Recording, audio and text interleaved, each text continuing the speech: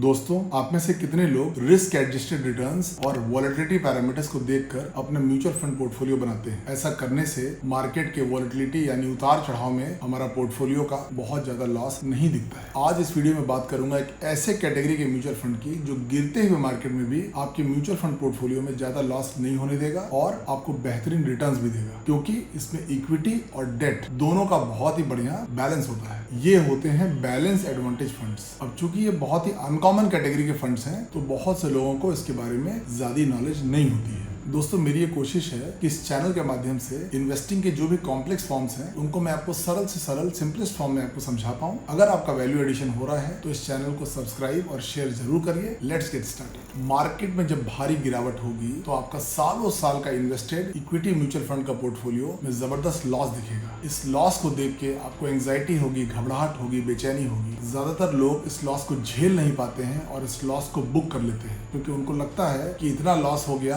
कहीं और मार्केट गिरेगा तो मेरा और लॉस हो जाएगा, तो इसलिए जितना लॉस है इसी को लॉस को बुक कर ले। लेकिन क्या आपको पता है कि आपके म्यूचुअल फंड पोर्टफोलियो में ऐसे लॉसेस क्यों दिख रहे हैं? क्योंकि आपने इन्वेस्टिंग करते समय पिछले साल, 2 साल, 3 साल के रिकॉर्ड्स, हिस्टोरिकल रिटर्न्स देखे और उसमें आपको लगा कि ये फंड अच्छा परफॉर्म किया था तो आगे भी ऐसा परफॉर्म करेगा। लेकिन आपने कोई भी टेक्निकल एनालिसिस, टेक्निकल पैरामीटर्स को नहीं देखा और आपने इन्वेस्टिंग कर दी। और आप इस इलस्ट्रेशन में डेटा को देख सकते हैं कि जून 2015 से जून 2023 तक यानी 10 साल के रोलिंग रिटर्न्स में हिस्टोरिकली स्मॉल कैप ने 22%, मिड कैप ने 18.5% और लार्ज कैप ने 13.5% का CAGR रिटर्न्स दिया है। अब चूंकि सबसे ज्यादा रिटर्न स्मॉल कैप्स ने दिया है, तो सबने भर भर के स्मॉल कैप्स में इन्वेस्टिंग शुरू कर दिया। लेकिन आपको ये नहीं पता था कि जब मार्केट में गिरावट होगी तो यही स्मॉल कैप्स सबसे ज्यादा पिटते हैं और इन्हीं में सबसे ज्यादा लॉसेस दिखते हैं। आप इस 17 साल पीरियड के ड्रॉ डाउन यानी गिरावट के चार्ट में देख सकते हैं कि जहां निफ्टी 50 ने 30% से 55% तक की गिरावट हुई, वहीं स्मॉल कैप्स ने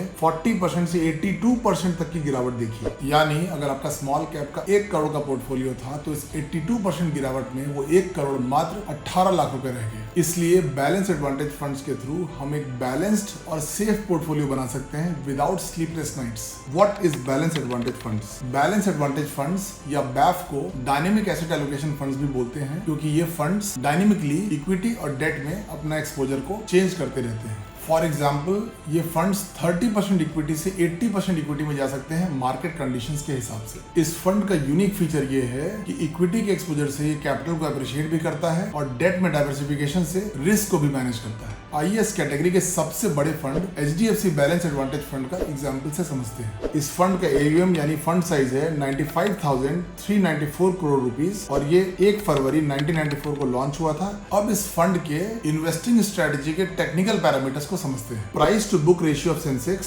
डिटरमाइंस द इक्विटी एलोकेशन। मतलब अगर price to book ratio high है यानी इक्विटी का वैल्यूएशन हाई है, तो ये फंड इक्विटी एलोकेशन को कम कर देता है। इस स्ट्रेटेजी के थ्रू ये fund buy low and sell high के सिस्टम को फॉलो करता है। यानी जब मार्केट में गिरावट होती है तो इक्विटी को सस्ते में खरीदता है और मार्केट में जब तेजी होती है तो इक्विटी को बेच के अपना एक्सपोजर डेट में कर देता है। आप देख सकते हैं कि balance advantage funds 3 asset classes debt, equity और आर्बिट्राज में इन्वेस्ट करते हैं। जब भी एक fund house futures and options को यूज करता है अपने इक्विटी के रिस्क को हेज करने के लिए, तो इस कॉन्सेप्ट को आर्बिट्राज कहते हैं। इसीलिए बैलेंस एडवांटेज फंड्स आर्बिट्राज को यूज करके equity like treatment and debt like returns generate करते हैं। इसीलिए कभी भी equity plus arbitrage combined together at least 65% proportion होता है। जैसे जब मार्केट का हाई वैल्यूएशन होता है तो इक्विटी में 30%, आर्बिट्राज में 35% और डेट में 35% एक्सपोजर हो सकता है। How to select best performing balance funds? Best performing balance advantage funds को शॉर्टलिस्ट करने के लिए मैंने इन 6 क्राइटेरियाज को सेलेक्ट किया है। First, AUM of 1000 crore. Second, 5+ years of performance history. Third, eliminate the funds which underperformed Nifty 50 index. Fourth, compare PE ratio with the category PE ratio. Fifth, rule out the volatility parameter from highest to lowest. And sixth, analyze risk adjusted returns by Sharpe ratio and Sortino ratio. Sharpe ratio is the total returns divided by standard deviation of returns. Sortino ratio is total returns divided by downside deviation of returns. तो अगर इन सभी technical parameters को एक comparative analysis chart में देखें तो आइए हम समझते हैं कि किस फंड ने सबसे सबसे अच्छा परफॉर्मेंस किया है। On the basis of highest 5 year CAGR performance, HDFC, Baroda PNB Paribas, Tata, Aditya Birla and Nippon balance advantage funds. On the basis of lowest volatility, ICICI, Bandhan, Tata, Kotak and HSBC balance advantage funds. And third comparison on the basis of lowest PE compare to the category PE of 41.13। जितना कम PE ratio होगा उतना ही ज्यादा funds के growth का scope रहता है। तो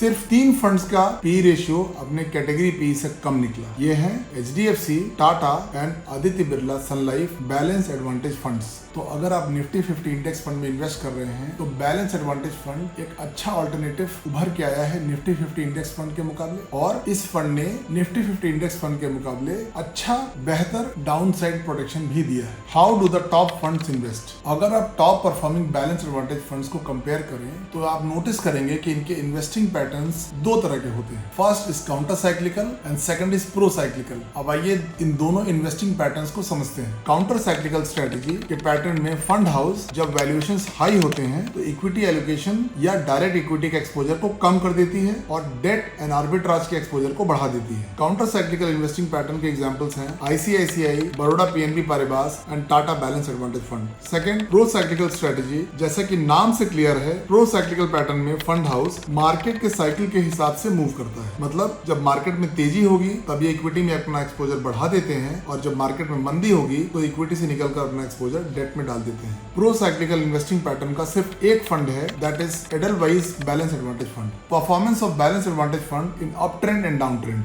balance advantage fund ने मार्केट की तेजी यानी अप ट्रेंड और मंदी यानी डाउन ट्रेंड में बहुत ही आउटस्टैंडिंग परफॉर्मेंस किया है, क्योंकि इन फंड्स में रिस्क एडजस्टेड रिटर्न्स इनकलकेटेड होते हैं और ये अपने दूसरे फंड्स के मुकाबले बहुत ही बढ़िया परफॉर्म करते हैं। इसके लिए हमें एक और टेक्निकल पैरामीटर जिसे हम कैप्चर रेशियो बोलते हैं उसको भी समझना होगा। ये up market capture ratio and down market capture ratio दोनों होते हैं। High capture ratio more than 1 बहुत अच्छा होता है क्योंकि ये जबरदस्त रिस्क एडजस्टेड रिटर्न्स को दर्शाता है, और निगेटिव कैप्चर रेशियो भी अच्छा होता है क्योंकि ये डाउन साइड रिस्क प्रोटेक्शन को दर्शाता है। तो अगर हम निफ्टी 50 इंडेक्स और बैलेंस एडवांटेज फंड्स के रिटर्न्स और डाउन साइड प्रोटेक्शन को कंपेयर करेंगे तो आप देखेंगे कि इन फंड्स का average upside and down side participation returns Nifty 50 TRI से कंपेरेबल रिटर्न्स दिया है। आप देख सकते हैं कि बैलेंस एडवांटेज फंड्स का रिटर्न सेम 5 year पीरियड में SIP और लमसम रिटर्न्स में निफ्टी 50 के रिटर्न्स के एट पार है with a amazing down side protection. उम्मीद करता हूं कि इस वीडियो से आपको बैलेंस एडवांटेज फंड के टेक्निकल और फंडामेंटल पैरामीटर्स को समझने में मदद मिली होगी। वीडियो अगर पसंद आए तो इसको लाइक करें, चैनल को सब्सक्राइब करें, नोटिफिकेशन के बेल आइकन को दबाएं और अपने ज्यादा से ज्यादा दोस्तों को शेयर करें। Have a good financial health.